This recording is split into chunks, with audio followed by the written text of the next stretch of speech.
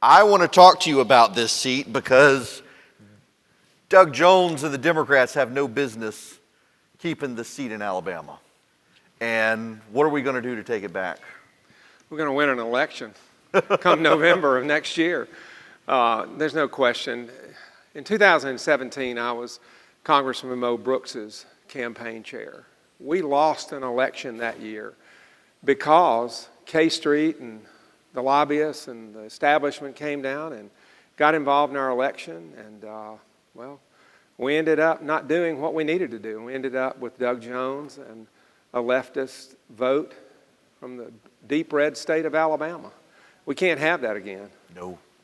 Well, tell the audience about you. I know you're state representative right now, but what's your background in Alabama? I grew up in Montgomery, Alabama. Montgomery's the capital city.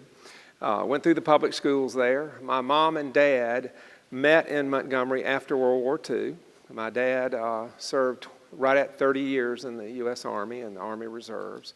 Mother was a civilian Air Force employee at Maxwell Air Force Base. And so they met and fell in love and decided Montgomery would be home. And my dad was a carpenter. Then he was in the fencing, residential and commercial type business, erecting fences and all. And I grew up in a 50s subdivision, went to a new school that was established then, for all the families that were baby boomers and that type thing. And I graduated from Lanier High School in Montgomery, went on to Samford University in Birmingham, a degree in history and political science, a graduate degree in history, and was very fortunate to be able to go overseas and study at Hartford College at Oxford University to write and prepare everything for finishing the master's degree. And it was a wonderful experience, great experience. Came back, do the normal things everybody does. You're looking for your wife, your mate in life, all those things. So, spent some time in D.C. I joke with my son, whom you know. I said it only took me a year to figure out that I needed to go home to find my wife. But he had already found his wife in college, so Right. They stayed in Washington about 9 years. But I went back to the state and met my wife at my partner's home at a singles Bible study. My wife, Kelly's here. I'm not sure where she is in the audience, but love you to raise your hand for everybody. She's somewhere out there. Maybe hiding out in the back. Out in the back, I'm sure. Anyway, and life for us has been a wonderful experience to actually move from Montgomery to Shelby County, just south of Jefferson, the largest county in our state. We're the reddest county in our state in Shelby, and we have 3 grown children, married. We have 8 grandchildren. The youngest, or the oldest, is 7 to actually yesterday, I think it was, 7 yesterday. So, life for us is organized chaos when we get the family together. So we have a great time. And we did that at the 4th of July and just had a wonderful celebration of this great nation that we live in. Well, and I should pause here because I know a lot of people, if I make the connection, will know Gaston Mooney, his son, runs CRTV, for those of you who are subscribers. A longtime friend of mine, well raised as well. Thank you. He's a super guy, and he told me you were running for the Senate. I need to take a look at you. I thought, all right, I will. And then suddenly I started getting phone calls from folks all over Washington saying, this is a guy you need to look at. He's a conservative, and there are a lot of good people running, but we know his heart, and we know he's not going to be one of the people who gets to Washington and decides, I want to be here, because he was up here and he left. I think that's fair. I mean, I didn't dislike anything, but I realized I wanted to be rooted and grown out of the values and the beliefs that had been so foundational in my life and had put together the belief system that I stood for. I mean, I waited, I've been a commercial realtor in the Jefferson and Shelby area for over 3 decades, and so we felt like that we would, raise our family and we just enjoy life and, have fun in our neighborhood and that type thing. And then a lady who I chaired her campaigns for the House, a dear friend, she decided to retire. and we had to make a decision. So we ran for office in a 7-person race. That's a great way to begin being involved in government, as a 7-person race. But great race, great time. I've served 5 years in the legislature. The experience has been a good one. You know, you just mentioned something, and to just chime in on that. You know, when I went to the Alabama legislature, I told everybody, I said, you know, guys, here's who I am. This is, you know, you're going to see the same thing every day. I'm going to be the same way the day that I leave is the day that I came, because I'm founded in values, I'm founded in principles. That's what I'm going to be doing. And, you know, for 5 years, that's what we've done. I've fought taxation. I've supported cutting the size of government. You know, in the state, I authored the constitutional amendment for the right to work, to put it in our Constitution.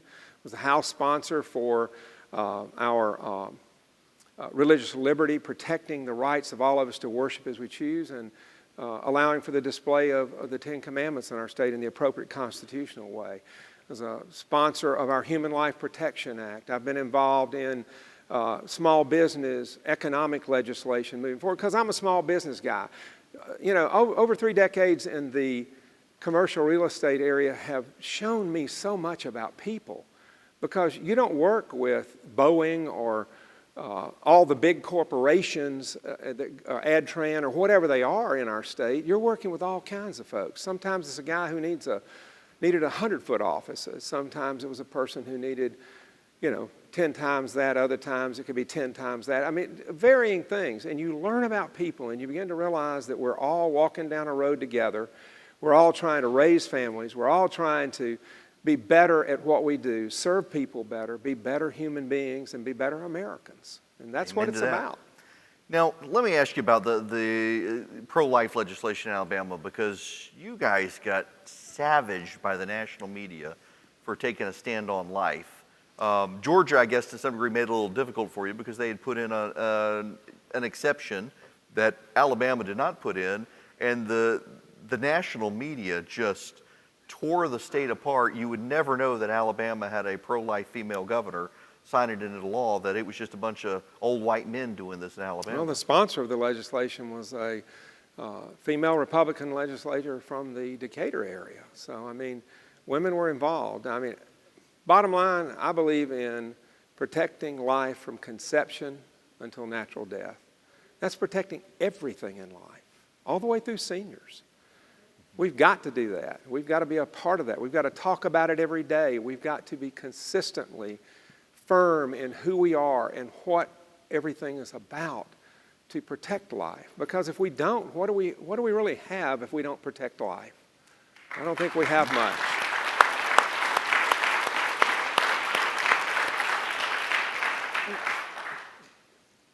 We spend a lot of time, I've tried to ask everybody on stage who's either running for office or who is in office about the issues of your particular state, because we get so bogged down in the national issues of immigration and tax reform and judges and whatnot, but there are issues that people in Alabama really care about, and I know we got people in Alabama here. So running around the state, a big state, a diverse state, geographically diverse state, spent a lot of time in Gulf Shores, spent a lot of time in Birmingham, just completely different parts of the state.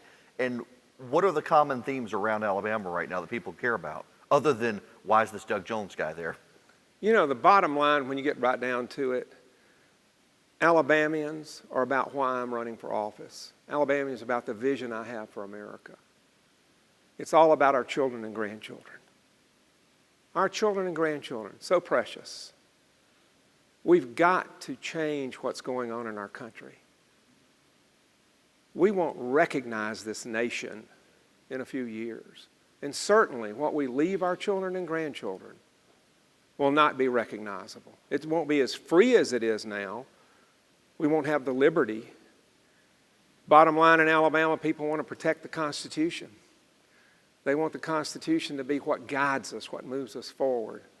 They want religious liberty to be protected. They want life to be protected. You know, Alabamians aren't any different than the rest of the people in the nation. 80% of Americans want term limits. It's time to vote on them. See where you're going to be counted.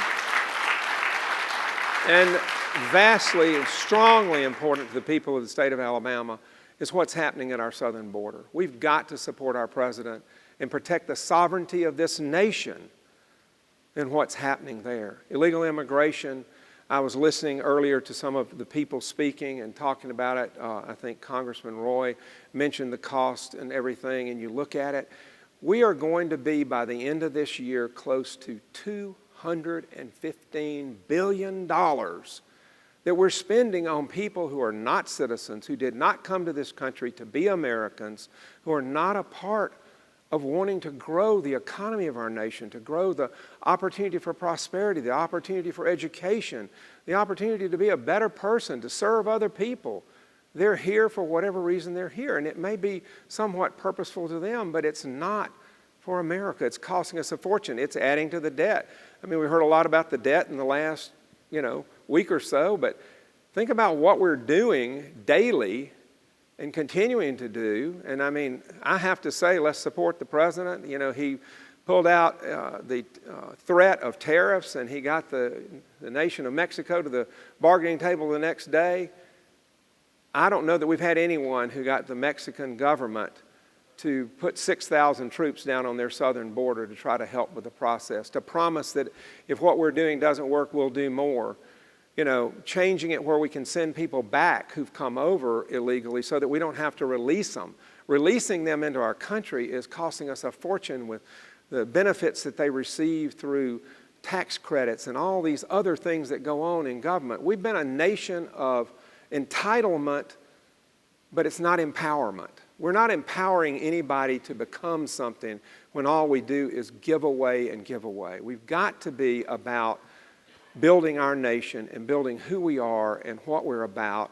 And, I guess for that reason, I'd go ahead and say, I support merit-based immigration. Chain immigration is a problem in our country. It's a problem all over the world. You don't find other nations in the world that support chain immigration. They have merit-based immigration. There are many, many people who want to come to this country. I'm sorry, I'm passionate about it. I'm kind of like Congressman Roy. I've not been to the southern border except as a teenager going, and seeing El Paso and, things like that. But in what I've read about and what I've seen, we're not doing anything to take care of our own children and grandchildren in this process. We need to have a system that allows people to come to our country, promotes people coming to our country who want to be here to be Americans, to be a part of who we are and what we're about. We joke and say American exceptionalism. We're obviously exceptional for everybody who wants to come here.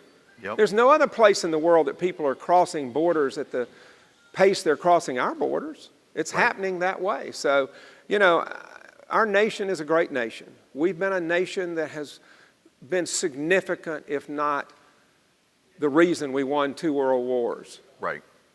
We've been a nation that is providing opportunity to people all over the world. We're a nation that I believe in our third century, we can continue to be the light for freedom in our world. And we've got to do that. That's what it's about.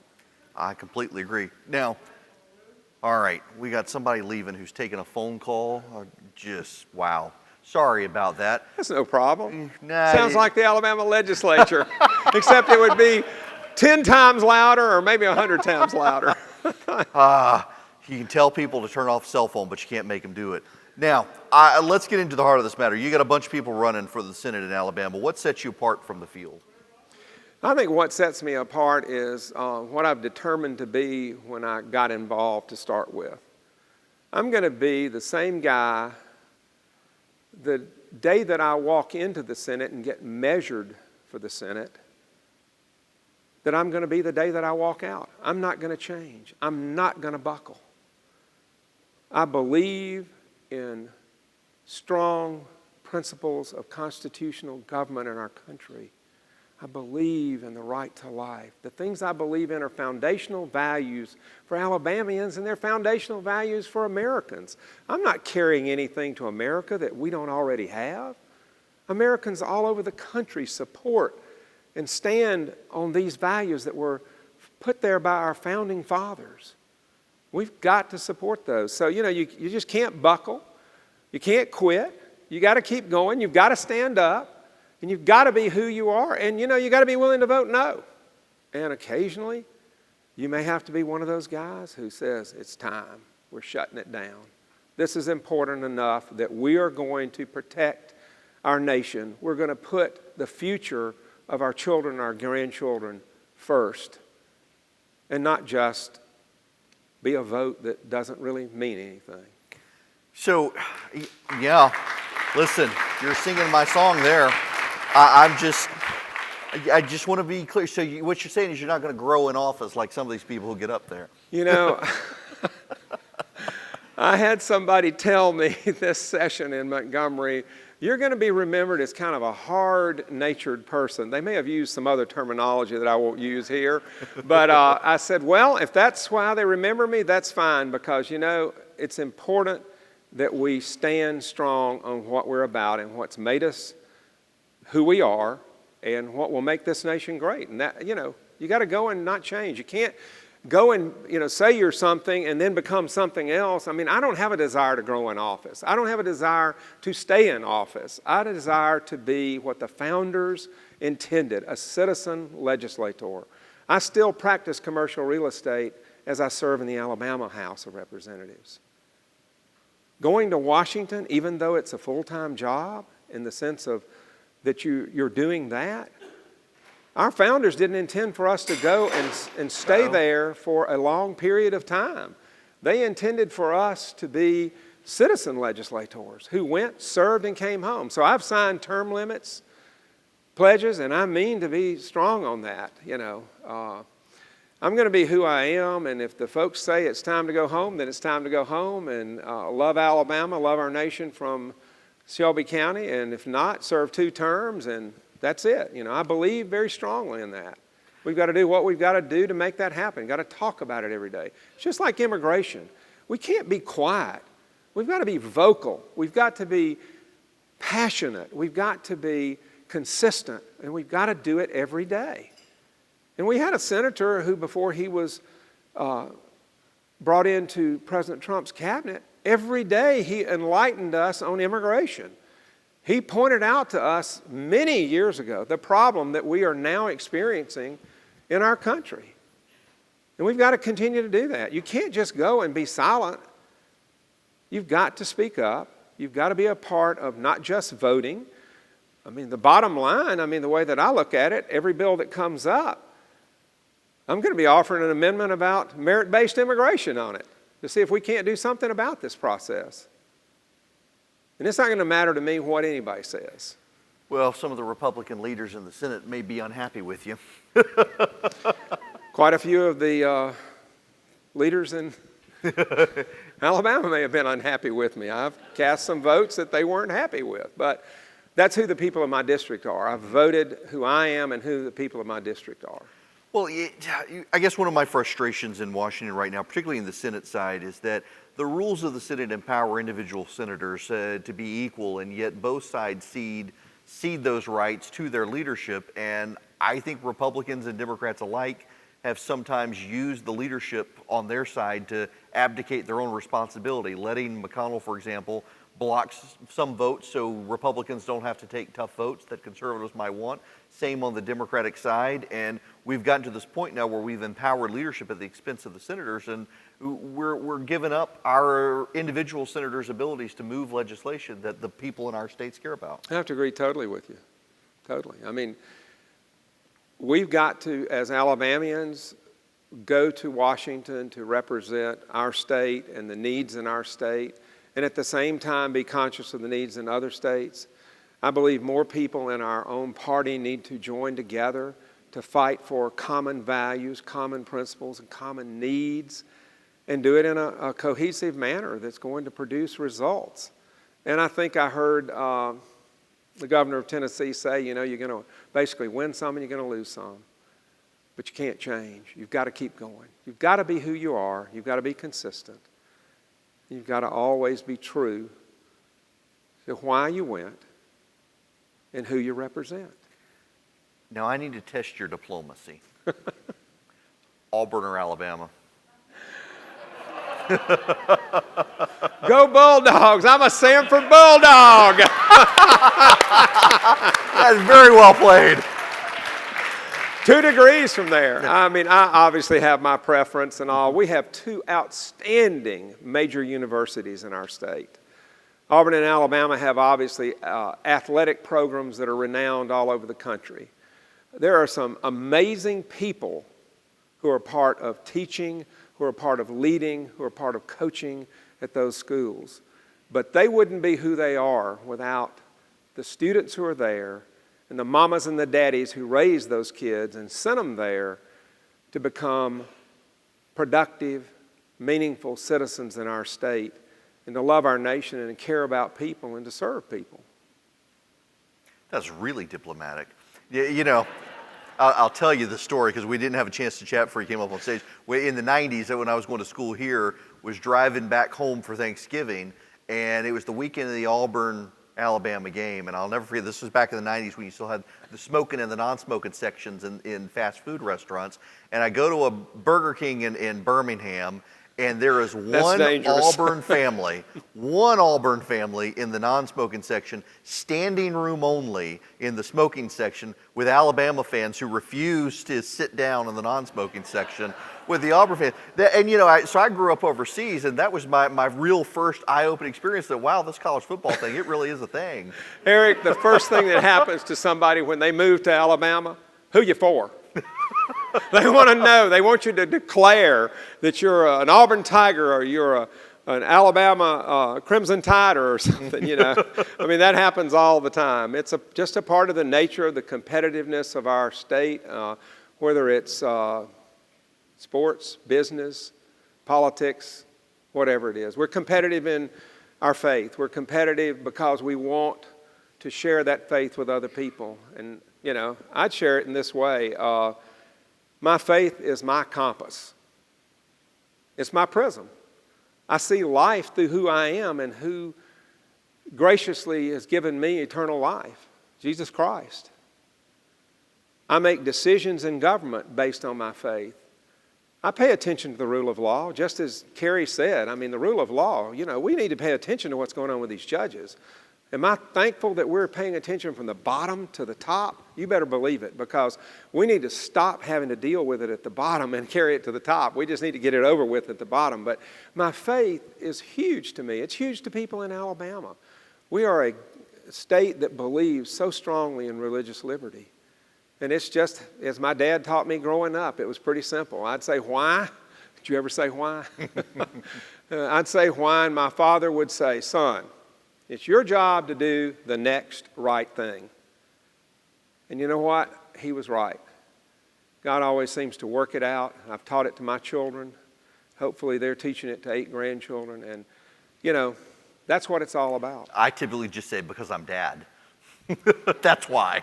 I think I've probably said that a few times too. Well, listen, where can people find out about your campaign?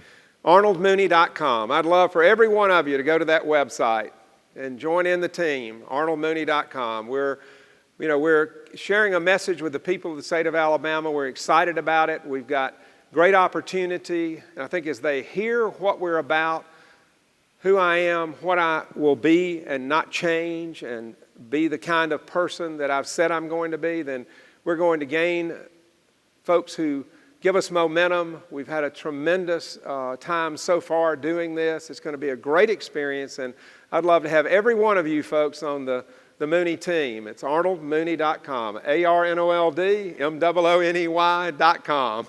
I know you know how to spell it. I'm just giving it to you. Listen, I don't live in Alabama, but if I did, I'd be voting for you, but I will support you in the best way I can, and I will pray for you, and good luck to you, and let's take this seat back. Thank you.